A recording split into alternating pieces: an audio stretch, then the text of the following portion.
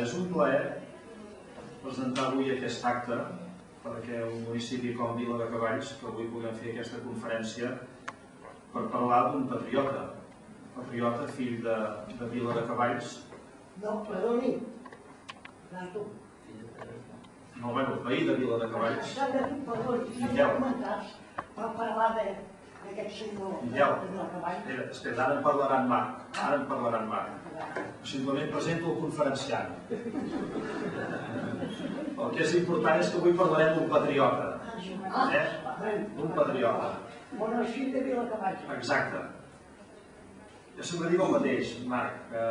Jo soc fill de Moià i el meu gran privilegi és haver estat fill, veí d'una casa on va néixer Rafael Casanova. I això m'omple d'honor i de satisfacció. I avui parlarem d'un veí de Viladecavalls, de Can Mitjans, que també va lluitar, va defensar... Que no era fill de Viladecavalls. He dit un veí, Miquel, un veí. Collons, escolta. Per això tenim en Marc que ens en parlarà. Em sembla, Marc, que avui tens un gran repte, que és explicar-li sobretot a en Miquel la figura d'en Busquets, un gran patriota. Vinga, Marc. Molt bé, doncs moltes gràcies a tothom si m'escolta bé, per haver assistit i per estar aquí amb nosaltres. També agraeixo a l'Ajuntament de Viladecavalls l'oportunitat que m'ha donat per poder explicar l'apassionant vida de Francesc Busquets i Mitjans.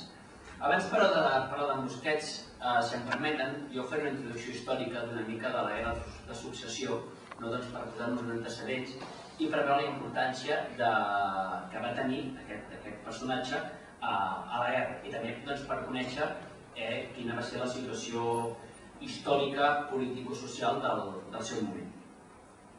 L'any 1700 moria sense fills Carles II, que era rei de Catalunya i d'Aragó, darrer dels monarques de la Casa d'Àustria i també rei de Castella. Dos grans pretendents es van alçar per ocupar els seus trons. El seu nebot, l'arxiduc Carles d'Àustria, i Felip d'Anjou, de la Casa dels Borbons i net de Maria Teresa, germana de Carles II i filla de Felip IV de Castella, i també net del rei de França, Lluís XIV. La imatge dels dos pretendents, Felip V està capgirat, sense capgirat, l'Ajuntament de Xàtiva també el tenien capgirat. Carles d'Àustria, Felip V, el que seria el futur Felip V, torna a clicar, sisplau. I aquí veiem una mica aquest quadre per situar-nos com estava l'assumpte. Carles II mor sense descendència, era fill de Felip IV i net de Felip III, i llavors veiem que hi ha una sèrie de gent que es declara successor. Per la banda dels Àustries trobem aquest Carles, que és l'arxiduc,